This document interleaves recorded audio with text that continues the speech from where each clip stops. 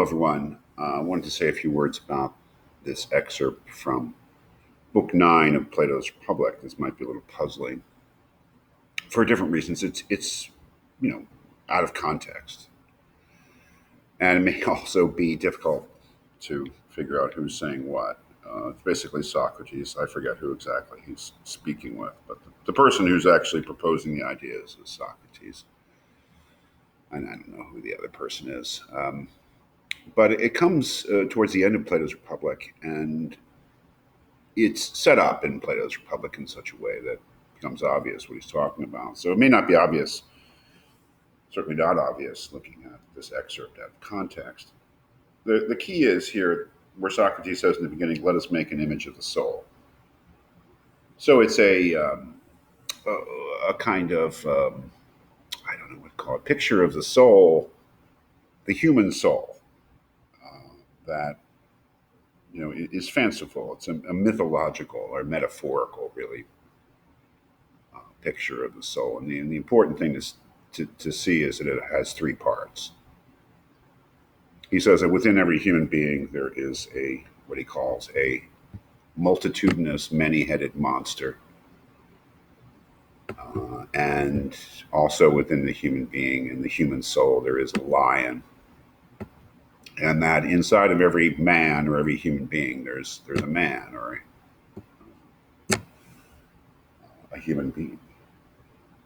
In the context of the Republic, it's clear that the multitudinous, many headed beast, that's our desires, our impulses, our cravings, our desire for pleasures, satisfactions. The lion, in the Republic, it's called the spirited part. It's like our will. And the man or the human being is our reason.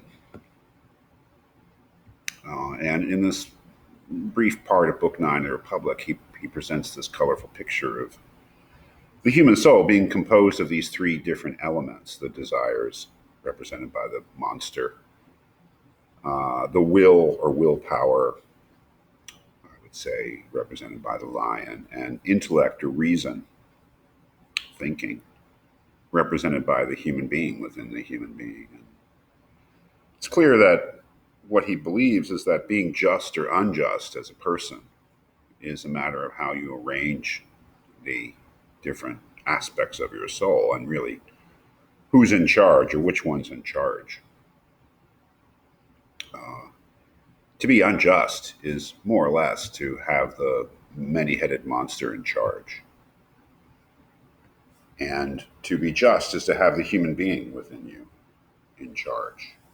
And this is a response to what Thrasymachus has said about the advantages and superiority of the unjust life over the just life. And because basically, Thrasymachus has said that the unjust life is better because you get to satisfy more of your desires.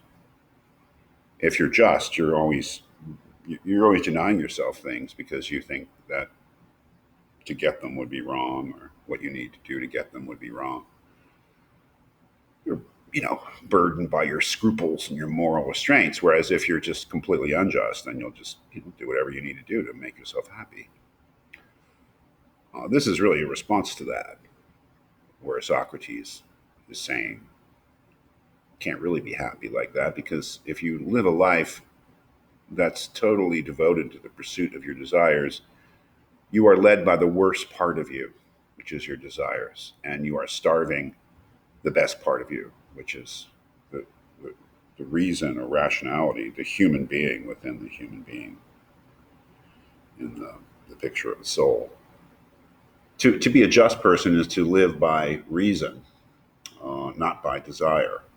And that Socrates imagines, which, it's a very influential idea, which is why I'm giving you this, that there's a natural hierarchy within human beings. That is, the different parts of us are different parts of us, and they're all natural to us, and they're not intrinsically bad. It's just that they need to be arranged in a certain way. The reason needs to use willpower to control the desires. And there has to be that hierarchy where reason is in control of desire. The misery and unhappiness really is when desire is in control of reason, and that's being unjust. It's an incredibly influential idea. I tried to give you a reading that, in some way at least,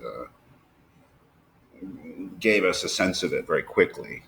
We didn't have to read, pages and pages and pages of Plato's Republic or some other source. This notion that true happiness and justice and living right is arranging these parts of yourself in the proper way, the natural order. Of course, this also has what we can only sort of be hinted at here. It is a political message as well.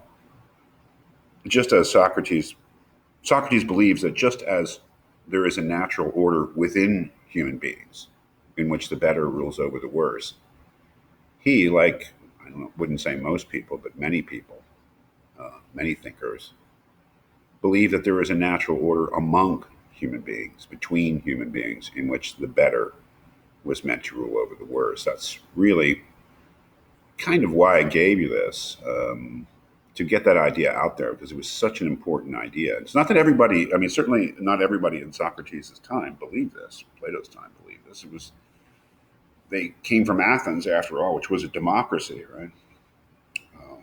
So they were maybe a little odd in terms of their beliefs, but it was a very influential belief, and certainly a belief that carries over into later human history.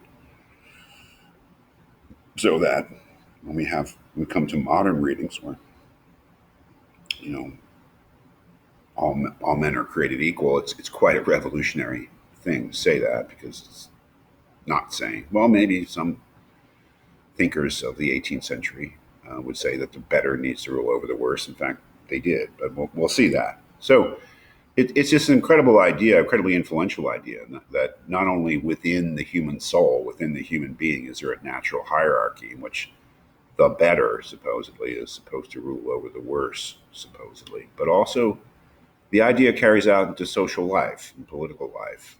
It's an aristocratic idea in which the only really just society, according to Socrates, Plato, is a society in which the best people, benevolently, of course, but do rule over the worse.